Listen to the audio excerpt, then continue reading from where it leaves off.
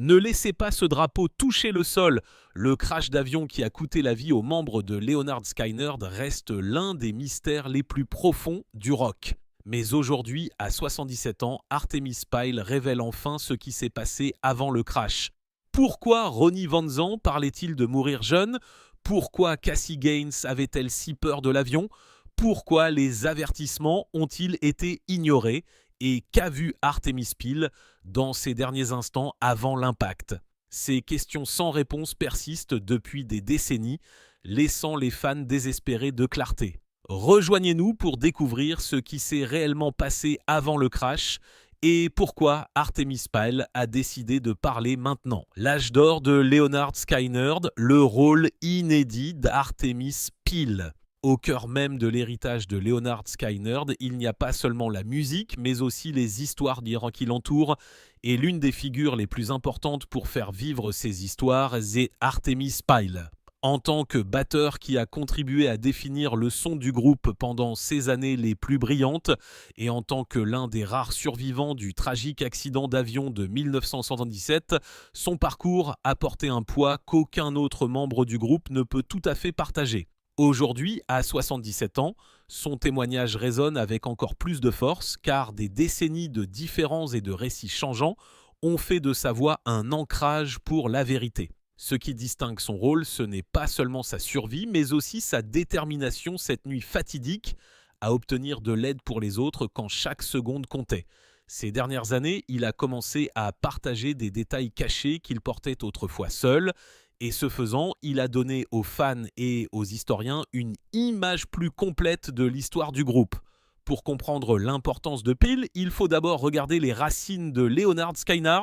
Le groupe s'est formé à Jacksonville, en Floride. Dans les années 1960, des amis de la même communauté se sont réunis avec un amour commun pour la musique, façonnant lentement un son qui mélangeait rock, blues et country en quelque chose d'unique du Sud. Leur style portait à la fois l'énergie brute du hard rock et la narration émouvante des traditions folkloriques américaines. Au début des années 1970, ils gagnaient la réputation d'être l'un des groupes de scène les plus excitants du pays. Leur ascension vers la gloire a été marquée par des chansons qui sont devenues des hymnes.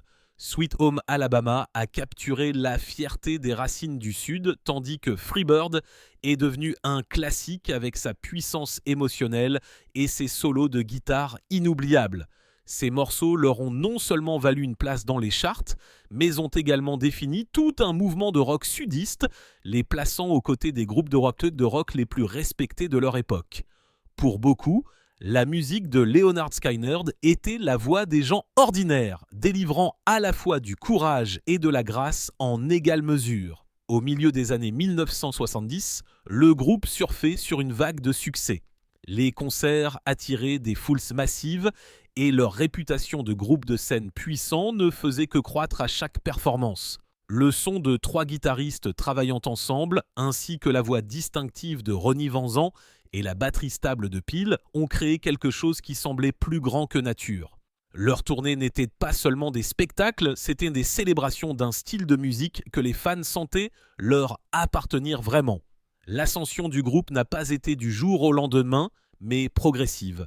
Chaque album ajoutant une nouvelle force à leur élan. Cet élan a atteint un nouveau sommet en octobre 1977 lorsqu'ils ont sorti Street Survivors. L'album est rapidement devenu l'une de leurs œuvres les plus réussies.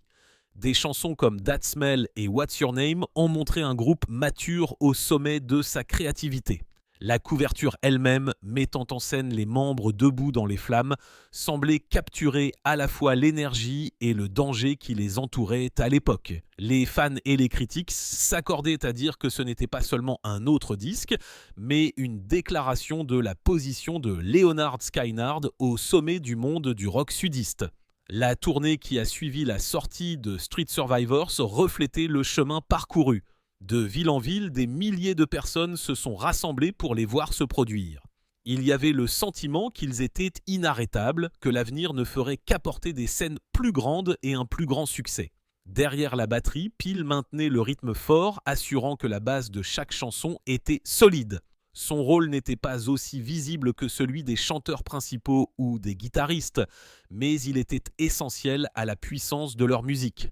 Il était le cœur battant du groupe pendant son apogée, donnant de l'énergie et de la vie à chaque performance. Mais alors que leur carrière semblait intouchable, le destin avait un autre plan. Le 20 octobre 1977, l'avion transportant le groupe est tombé en panne de carburant et s'est écrasé dans le Mississippi, tuant Ronnie Van Zant, Steve Gaines, Cassie Gaines et d'autres personnes à bord. La tragédie a écourté un voyage qui venait à peine d'atteindre son apogée. Parmi les survivants, il y avait Artemis Peel, qui non seulement a survécu à l'accident, mais a également trouvé la force de chercher de l'aide pour les autres malgré ses propres blessures. Trébuchant à travers les bois dans la douleur, il a réussi à atteindre une ferme, amenant des sauveteurs sur le site. Ses actions cette nuit-là n'ont jamais été oubliées car elles ont démontré du courage face à une perte inimaginable. Dans les années qui ont suivi, l'histoire du groupe est devenue enveloppée de mémoires, de mythes et parfois de controverses. Des différends ont surgi sur ce qui s'est réellement passé dans les derniers instants et qui était responsable. Pourtant, à travers tout cela, la voix de Peel est restée cohérente. Ayant vécu l'expérience et portant ses cicatrices, son témoignage a un poids qu'aucun récit extérieur ne peut égaler. À 77 ans, sa volonté de parler ouvertement de ces événements donne aux fans la chance d'entendre la vérité de quelqu'un qui était là et qui ressent toujours la responsabilité de la préserver. Pour lui, il ne s'est jamais agi simplement de survivre, mais d'honorer la mémoire de ceux qui ont été perdus et de veiller à ce que leur héritage soit compris. Ces souvenirs ne sont pas simplement des histoires de tragédie, mais aussi de fraternité, de résilience et de la puissance de la musique qui a touché des millions de personnes. En partageant des détails cachés maintenant, il permet au monde de voir Lynyrd Skynyrd non seulement comme des légendes sur scène, mais aussi comme de vraies personnes qui ont construit quelque chose de remarquable à partir de l'amitié, de la lutte et de la vision. Maintenant, au lieu que le groupe aille de l'avant pour devenir grand, leur histoire a tourné et est devenue une tragédie déchirante. Mais comment tout cela a-t-il commencé ? Un avion risqué ? Le Convair CV-240 qui transportait Lynyrd Skynyrd en 1977 était un avion avec une histoire troublante. Construit dans les années 1940 comme avion de passagers à courte portée, il était déjà passé entre les mains de différents propriétaires au moment où le groupe l'a rencontré. Chaque propriétaire a laissé derrière lui des signes d'usure et l'avion n'avait plus la fiabilité attendue d'un avion de tourisme moderne. Pendant des années, il a été décrit comme obsolète avec un historique de problèmes mécaniques qui soulevait en fait de sérieuses questions sur sa sécurité. Ceux qui travaillaient de près autour de l'avion savaient que ses beaux jours étaient loin derrière lui. Les anciens propriétaires avaient fait peu pour apaiser ces inquiétudes. L'entretien du Convair avait souvent été retardé ou effectué négligemment et son entretien était loin de ce que l'on attendrait pour transporter des passagers à travers le pays. Des rapports suivaient l'avion faisant état de problèmes de moteur et de fuites répétées qui forçaient les techniciens à le clouer au sol pour des vérifications. Au lieu d'être entretenu correctement, il avait été déplacé d'un opérateur à l'autre, chacun le transmettant lorsque les coûts de maintien en état de navigabilité devenaient trop élevés. En 1977, l'avion avait une réputation qui faisait réfléchir à 2 fois les professionnels chevronnés avant de monter à bord. Cette réputation est devenue claire lorsqu'un autre groupe, Aerosmith, a envisagé d'affréter le même avion plus tôt cette année-là. Leur équipe de direction l'a inspecté de près, se penchant sur les dossiers et rencontrant les pilotes. Ce qu'ils ont trouvé leur a donné à réfléchir, les inquiétudes concernant la fiabilité de l'appareil, associées à des doutes sur le professionnalisme de son équipage, les ont conduits à le rejeter catégoriquement. Leur décision reflétait un jugement prudent, une conscience que le risque était trop grand pour un groupe passant des mois sur la route et dans les airs. Le refus d'Aerosmith a souligné la gravité des avertissements entourant le convoyeur. Malgré ces signaux d'alerte, la direction de Lynyrd Skynyrd est parvenue à une conclusion différente. Pressés par les exigences des tournées et désireux de respecter leur programme chargé, ils ont accepté d'utiliser l'avion. C'était une décision prise sous pression, les besoins financiers et logistiques pesant lourd. Pour beaucoup, Cela ressemblait à un compromis de la sécurité afin de maintenir le groupe en mouvement à travers les villes et les lieux. Avec le recul, le choix est apparu fatidique, mais à l'époque, il était présenté comme un arrangement nécessaire pour maintenir la tournée en vie. Pourtant, tout le monde ne se sentait pas à l'aise. Avant d'embarquer sur des vols à bord du convoyeur, plusieurs passagers ont exprimé leur malaise. Des membres de l'entourage ont murmuré leurs inquiétudes, notant les bruits étranges, les fuites d'huile et l'état général de l'avion. Il y avait des récits de regards nerveux et de conversations sur la question de savoir si l'avion était vraiment sûr. Certains ont exprimé l'idée que l'avion n'était pas du tout destiné à les transporter. Ce sentiment d'appréhension les a suivis lorsqu'ils sont montés à bord, planant dans l'air comme une ombre que personne ne pouvait complètement dissiper. Mais avant cela, il y avait d'autres signes et avertissements qui ont été ignorés, qui, s'ils avaient été pris en compte, auraient donné une histoire différente. Avertissements non chauffés. Dans les jours précédant le crash, il y a eu des avertissements, des indices et des sentiments de malaise qui semblent maintenant presque trop lourds à ignorer. Pour Leonard Skinner, le succès est venu rapidement, mais il a aussi eu un coût. Leur ascension au milieu des années 1970 a été marquée par des voyages incessants, des spectacles sans fin et un mouvement constant de ville en ville. Le groupe s'épanouissait grâce à l'énergie des tournées, mais ce style de vie comportait des risques qu'ils ne prenaient pas toujours le temps de considérer pleinement. Parmi eux, des maux, des craintes et des décisions qui, si elles avaient été gérées différemment, auraient pu changer le cours de l'histoire. Ronnie Van Zant, le charismatique leader, se comportait avec assurance, mais il portait également un étrange sentiment de fatalisme. Ses amis et camarades de groupe se souvenaient souvent de la façon dont il parlait parfois de ne pas vivre jusqu'à un âge avancé. Au début, ces remarques ressemblaient à la sorte d'humour noir que les artistes font souvent lorsqu'ils réfléchissent à la vie rapide qu'ils menaient. Pourtant, au fil des années, ces mots ont commencé à ressembler moins à des bavardages occasionnels qu'à des prémonitions. Les déclarations de Ronnie sur une mort prématurée étaient troublantes, mais elles reflétaient le style de vie acharné qu'il embrassait. Un style de vie qui semblait destiné à s'éteindre trop tôt. Cassie Gaines, l'une des choristes et sœur du guitariste Steve Gaines, portait son propre profond malaise.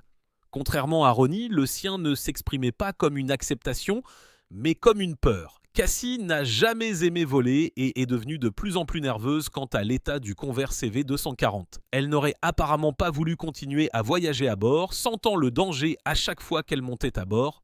Ses inquiétudes n'étaient pas cachées à ses proches et elles pesaient lourdement alors que le groupe poursuivait son programme. Au sein du cercle du groupe, il y a eu des discussions sur le passage à un avion plus sûr et plus fiable.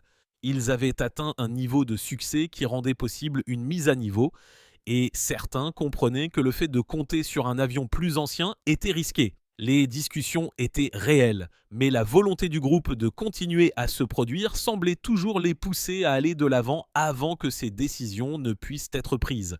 Avec des spectacles bondés, une nouvelle renommée et les exigences des tournées, la sécurité passait souvent après l'urgence de maintenir l'élan en vie.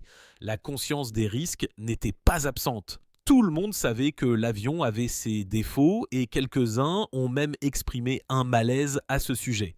Pourtant, le groupe a choisi de continuer à avancer comme si rien ne pouvait les ralentir.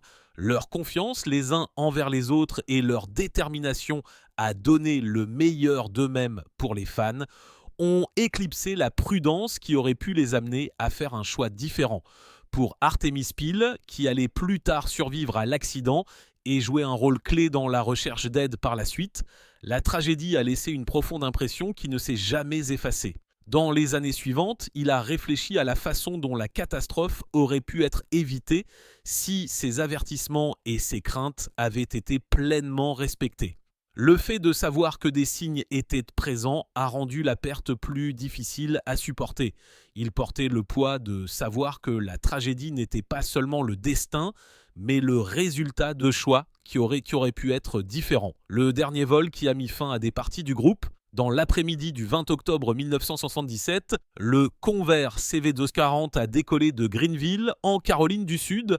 Le groupe Leonard Skinner venait de terminer une représentation et se dirigeait vers Bâton Rouge, en Louisiane, où il devait donner son prochain concert. L'ambiance à bord était calme au début.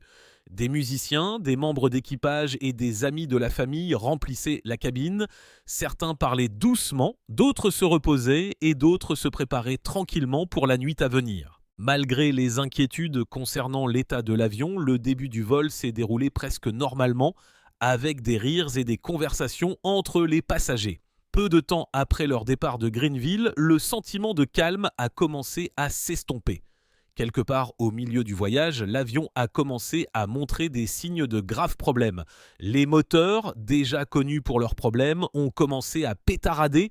Le son est passé de stable à instable, attirant l'attention de tout le monde. Au début, les passagers ne pouvaient pas dire ce qui n'allait pas, mais le malaise s'est accru à mesure que l'avion tremblait d'une manière qui semblait inhabituelle. Dans le cockpit, les pilotes luttaient contre la situation.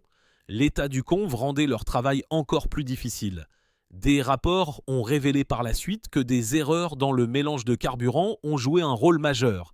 Les pilotes n'ont pas géré correctement l'équilibre et au lieu de résoudre le problème, leurs actions l'ont aggravé.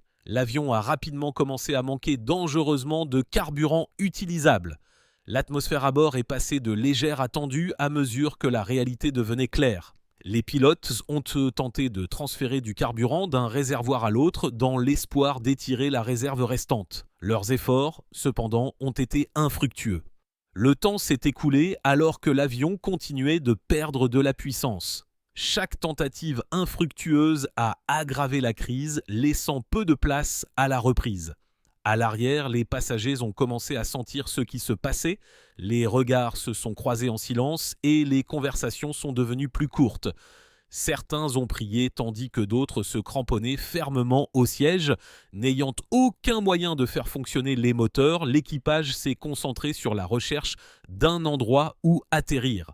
L'option la plus proche était l'aéroport de Macomb dans le Mississippi. Les pilotes ont dirigé l'avion sans puissance dans cette direction, espérant qu'il pourrait au moins planer assez loin pour atteindre la piste. Pendant quelques minutes, la possibilité d'un atterrissage d'urgence en toute sécurité a offert une lueur d'espoir. Mais alors que l'avion descendait, les arbres de la campagne boisée du Mississippi se sont rapprochés. Le convoyeur était trop lourd et a perdu de l'altitude trop rapidement. Les moteurs ne fournissaient plus de poussée et l'avion ne planait plus que sur du temps emprunté. Dans la cabine, chaque bosse et chaque chute se faisaient sentir avec une force plus vive. Alors que les bois se refermaient, les derniers instants sont devenus terriblement clairs. Le convoyeur a heurté la cime des arbres, envoyant des volées à travers le fuselage. Le corps fragile de l'avion a commencé à se briser sous la contrainte. En quelques secondes, le contrôle a été perdu. L'avion s'est écrasé contre les arbres avec un impact catastrophique. Le fuselage s'est déchiré violemment, éparpillant des pièces sur le sol. L'accident a fait des morts immédiatement. Ronnie Van Zant, Steve Gaines, Cassie Gaines, l'assistant du directeur de tournée Dean Kilpatrick et les deux pilotes sont décédés sur le coup. La perte soudaine a profondément touché le cœur de Leonard Skinner, mettant fin à la formation originale en un instant. Mais comment les survivants ont-ils pu obtenir de l'aide après avoir été piégés dans l'avion? Demander des secours. Lorsque l'avion s'est brisé dans les bois du Mississippi, plusieurs passagers sont décédés instantanément. D'autres ont été laissés avec de graves blessures, notamment des fractures, des coupures profondes et des traumatismes crâniens. Artemis Peel, le batteur du groupe, a survécu mais a subi des côtes cassées ainsi que d'autres blessures. Malgré la douleur intense, il a compris que quelqu'un devait obtenir de l'aide rapidement. Le site de l'accident était au fond des bois, loin des routes principales, et les survivants étaient incapables de se déplacer facilement. Peel s'est efforcé de quitter l'épave. Il a rampé et trébuché à travers les débris et le sol inégal, s'appuyant sur la détermination plus que sur la force. Ses côtes cassées rendaient chaque pas atroce, mais il a continué parce qu'il savait que le temps était essentiel. Sans aide médicale, beaucoup de blessés ne pourraient pas survivre. Sa décision de s'éloigner de l'épave allait finalement conduire à la découverte de l'accident par le monde extérieur. La zone où l'avion s'est écrasé était fortement boisée, boueuse et inégale. Peel et 2 autres survivants ont tenté de se frayer un chemin à travers ce terrain accidenté. Ils n'avaient nommé pas de chemin clair et chaque mouvement était lent. Les branches, les zones marécageuses et les sous-bois épais ont rendu la randonnée encore plus difficile. Leurs corps étaient meurtris. Pourtant, ils ont continué parce qu'il n'y avait pas d'autre choix. Le groupe n'avait pas de provisions et aucun moyen de signaler pour obtenir de l'aide. L'épave était cachée sous la couverture des arbres, ce qui la rendait invisible du ciel ou de loin. Cela signifiait qu'à moins que quelqu'un n'atteigne une zone peuplée, il y avait peu de chances d'un sauvetage rapide. Leur seul espoir était de continuer à avancer jusqu'à ce qu'ils trouvent des signes de présence humaine. Après avoir lutté à travers les bois pendant ce qui leur a semblé des heures, Peel et les autres survivants ont finalement atteint une clairière. Ils sont tombés sur une ferme. Épuisés, couverts de sang et à peine capables de se tenir debout, Peel a tenté de s'approcher de la maison. Cependant, la scène était alarmante pour le propriétaire. Voyant un groupe d'hommes blessés apparaître soudainement, le fermier a cru qu'il pouvait être une menace. Par peur, il a tiré un coup de feu qui a atteint Peel. La situation aurait pu se terminer par une autre tragédie, mais Peel a réussi à crier et à expliquer ce qui s'était passé. Il s'est identifié et a parlé au fermier de l'accident. Une fois que le propriétaire a compris, sa peur s'est transformée en inquiétude. La réalité d'un accident d'avion dans les bois à proximité était choquante, mais il est devenu clair qu'une aide était nécessaire de toute urgence. Après avoir entendu l'explication de Peel, le fermier a rapidement contacté les autorités locales. Cet appel téléphonique a été la première alerte officielle qu'un avion s'était écrasé dans la région. Les équipes d'urgence, la police et les unités de sauvetage ont été immédiatement dépêchées. Parce que l'endroit était rural et difficile d'accès, la coordination a pris du temps. Cependant, l'appel a mis en marche la chaîne d'événements qui amènerait les sauveteurs sur les lieux. L'arrivée des équipes d'urgence dans les bois du Mississippi a été chaotique. Le site de l'accident était isolé, obligeant les sauveteurs à naviguer dans des champs boueux et des rangées denses d'arbres pour atteindre les survivants. Les pompiers, les policiers et les travailleurs médicaux ont dû transporter du matériel à la main et créer des chemins de fortune à travers la forêt. Lorsqu'ils ont finalement atteint l'épave, la scène était accablante. Des parties de l'avion étaient éparpillées et les blessés gisaient sur le sol dans la douleur. Plusieurs étaient morts, dont le chanteur principal Ronnie Van Zant et la choriste Cassie Gaines. Les survivants ont été sortis un par un à la hâte. Certains étaient transportés sur des civières, d'autres étaient aidés par les sauveteurs à travers la boue. Le processus a pris des heures, mais finalement, tous les survivants ont été transportés dans des hôpitaux pour y recevoir des soins d'urgence. Pendant que les équipes de sauvetage travaillaient, la nouvelle de l'accident a commencé à se répandre. Les reportages ont été diffusés à l'échelle nationale en quelques heures, créant un choc parmi les fans et l'industrie de la musique. Le groupe était en pleine ascension et ses chansons étaient très appréciées à travers les États-Unis. La tragédie soudaine semblait irréelle pour beaucoup. Au début, la confusion s'est répandue sur qui avait vécu et qui était décédé. Les fans ont eu du mal à traiter les rapports contradictoires, alors que les chaînes de télévision et les stations de radio tentaient de confirmer les détails.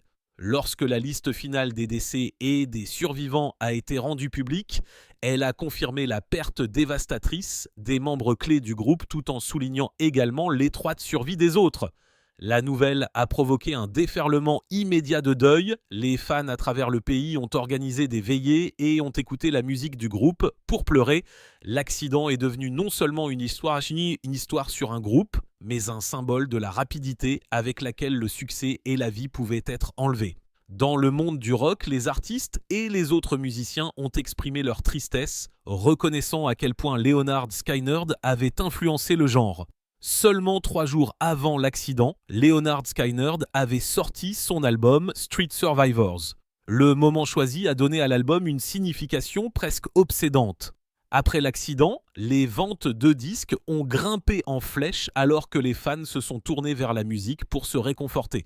La couverture, qui mettait à l'origine en scène le groupe entouré de flammes, a été rapidement modifiée par respect pour ceux qui étaient décédés. Le succès de l'album est devenu à la fois un hommage au talent du groupe et un rappel de la tragédie.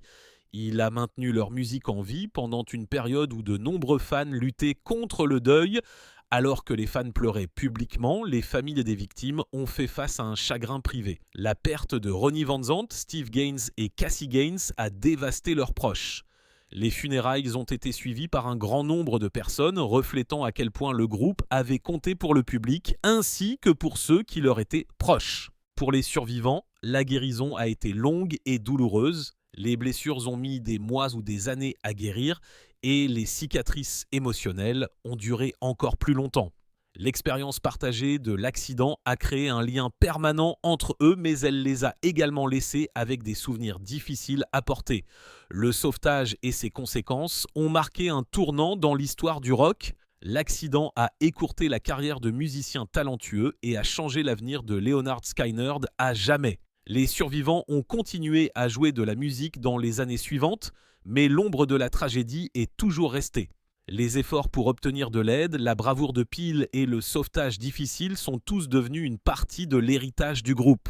Alors, qu'a à dire Artemis Peel sur cet accident tragique après être resté silencieux pendant tant d'années? De plus, dans quelle mesure travaille-t-il pour maintenir l'héritage du groupe en vie?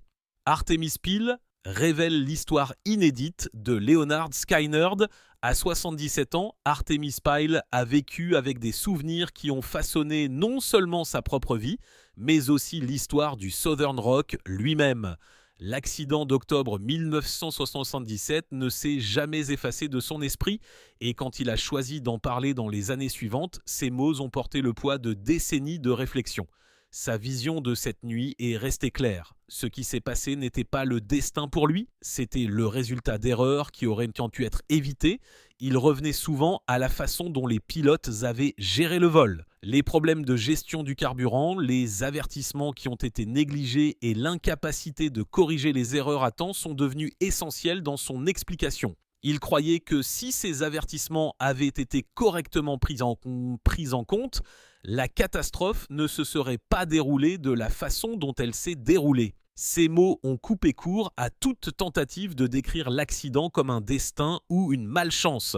Pour Peel, c'était une erreur humaine et c'est quelque chose qu'il a porté avec lui chaque jour de sa vie. Dans ses réflexions, une image ressortait plus que les autres. Il se souvenait de Ronnie Van Zant, le chanteur principal du groupe, assis calmement comme s'il savait déjà ce qui allait arriver. Ce sentiment de calme étrange juste avant que l'avion ne s'écrase est resté gravé dans la mémoire de Peel.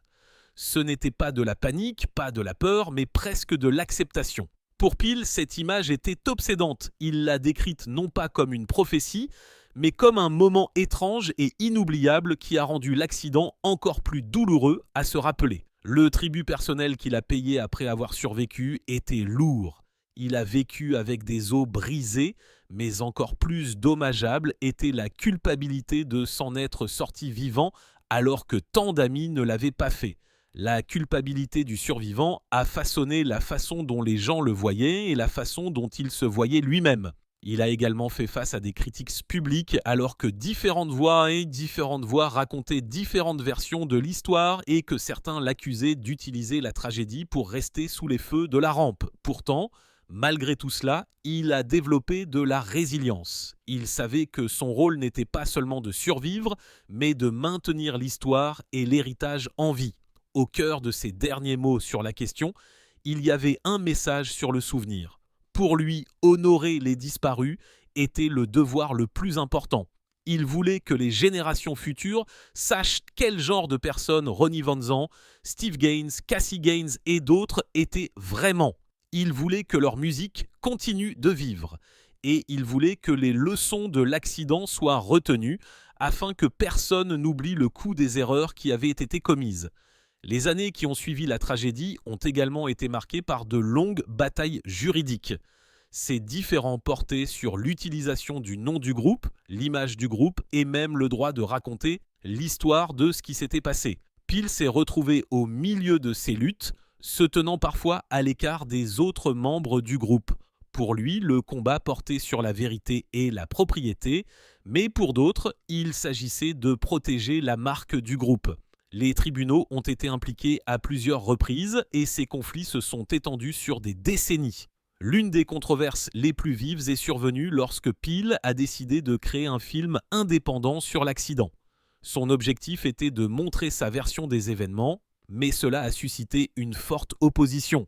Les familles de ceux qui étaient décédés ainsi que d'autres survivants ont remis en question le caractère respectueux ou nécessaire de son film.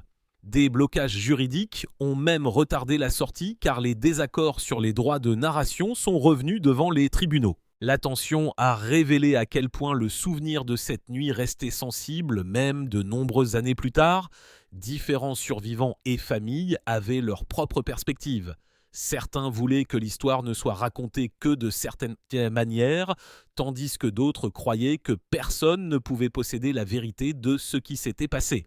Le choix de Peele de la raconter de sa propre voix a montré sa détermination à préserver ce dont il se souvenait, mais a également exposé le profond fossé sur la façon dont l'histoire devait être enregistrée. Ces différences n'ont jamais complètement disparu et ont continué à assombrir l'héritage du groupe.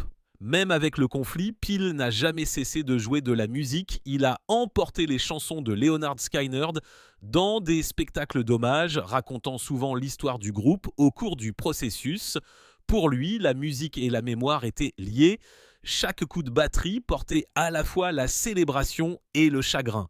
En gardant les chansons en vie, il avait l'impression de garder ses amis en vie aussi. Son engagement ne portait pas seulement sur la performance, mais sur l'éducation. Il voulait que les jeunes publics sachent d'où venaient les d'où venaient les chansons, ce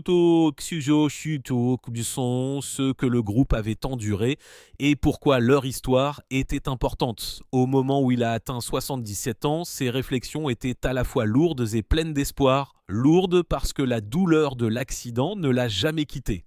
Pleine d'espoir parce qu'il avait réussi à transformer cette douleur en une mission de toute une vie. Son dernier mot ne portait pas seulement sur la catastrophe, mais sur l'amour, le souvenir et la responsabilité. Il a accepté son rôle de celui qui a porté l'histoire de l'avant, peu importe la difficulté de ce fardeau. À travers la musique, les batailles juridiques, la controverse et la mémoire publique, Artemis Pile s'est dressé comme un rappel vivant d'une nuit qui a changé l'histoire du rock à jamais.